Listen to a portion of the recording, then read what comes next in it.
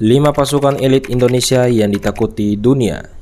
Yang kelima, Batalion Intai Amfibi atau disingkat dengan Yontaifib adalah satuan elit dalam Korps Marinir yang memiliki spesialis dalam operasi pengintaian amfibi dan pengintaian khusus. Dahulunya satuan ini dikenal dengan nama KIPAM atau Komando Intai Para Amfibi. Untuk menjadi anggota Yontaifib, calon prajurit harus memenuhi persyaratan mental, fisik, dan kesehatan. Dan salah satu latihan yang paling berat bagi siswa pendidikan Intai Amfibi adalah berenang dalam kondisi tangan dan kaki terikat sejauh 3 km.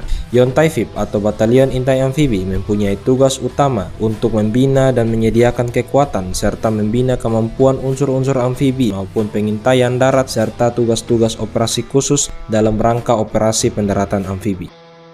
Yang keempat, Komando Pasukan Gerak Cepat atau disingkat dengan Kopasgat atau sebutan lainnya adalah Korps Baret Jingga, merupakan pasukan khusus yang dimiliki oleh TNI Angkatan Udara. Kopasgat merupakan satuan tempur darat berkemampuan 3 matra yaitu udara, laut, dan darat. Tugas dan tanggung jawab Kopasgat sama dengan pasukan tempur lainnya yaitu Satuan Tempur Negara sebagai pasukan pemukul NKRI yang diterjunkan di segala medan, baik hutan, kota, rawa, sungai, laut untuk menumpas semua musuh yang melawan NKRI. Yang membedakan pasukan Kopasgat dengan pasukan lainnya adalah ciri khas tugas tambahan yang tidak dimiliki oleh pasukan lain, yaitu operasi pembentukan dan pengoperasian pangkalan udara atau OP3U, yaitu merebut dan mempertahankan pangkalan, dan untuk selanjutnya menyiapkan pendaratan pesawat dan penerjunan pasukan.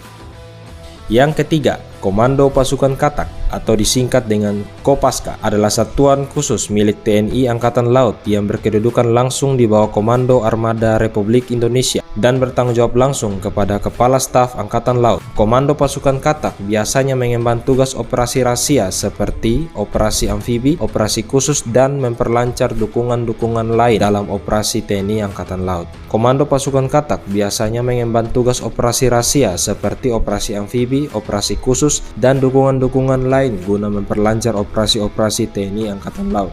Yang kedua, Detasemen Jala Mangkara atau Denjaka adalah sebuah detasemen penanggulangan teror aspek laut TNI Angkatan Laut. Denjaka adalah satuan gabungan antara personel Komando Pasukan Katak dan Batalion Intai Amfibi. Anggota Denjaka dididik di Bumi Marinir Cilandak, Jakarta Selatan dan harus menyelesaikan suatu pendidikan yang disebut dengan penanggulangan teror aspek laut. Selama pendidikan ini adalah 6 bulan. Denjaka dikhususkan untuk satuan anti teror walaupun mereka juga bisa dioperasikan di mana saja, terutama anti-teror aspek laut. Menurut keputusan Kepala Staf Angkatan Laut, Denjaka adalah komando pelaksana Korps Marinir yang mempunyai tugas pokok melaksanakan pembinaan kemampuan dan kekuatan dalam rangka melaksanakan operasi anti-teror, anti-sabotase, dan clandestine aspek laut atas perintah Panglima TNI. Pola rekrutmen Denjaka dimulai sejak pendidikan para komando. Selangkah sebelum masuk ke Denjaka, prajurit terpilih mesti sudah berkualifikasi prajurit terbaik dari Satuan Intai Amfibi dan Kopaska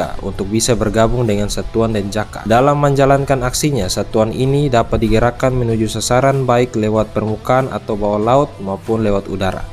Yang pertama, Komando Pasukan Khusus atau Kopassus merupakan bagian dari Komando Utama Tempur yang dimiliki oleh TNI Angkatan Darat. Untuk menjadi anggota Kopassus, calon siswa diseleksi dari satuan infanteri yang memenuhi persyaratan mental, fisik, kesehatan, dan minimal sudah bertugas 2 tahun di satuan sebelumnya. Dan salah satu latihan yang paling berat bagi siswa pendidikan Kopassus adalah doper. Doper adalah kondisi di mana para siswa Kopassus merayap sambil ditembaki amunisi tajam di tanah yang berlumpur, guna untuk melatih mental para siswa untuk membiasakan diri di medan pertempuran. Ini merupakan salah satu latihan yang paling keras yang pernah ada di dunia. Tugas utama dari Kopassus adalah melakukan OMP atau operasi militer, diantaranya adalah direct action atau serangan langsung untuk menghancurkan instalasi vital dan logistik musuh, dan juga anti-teror dan operasi intelijen khusus.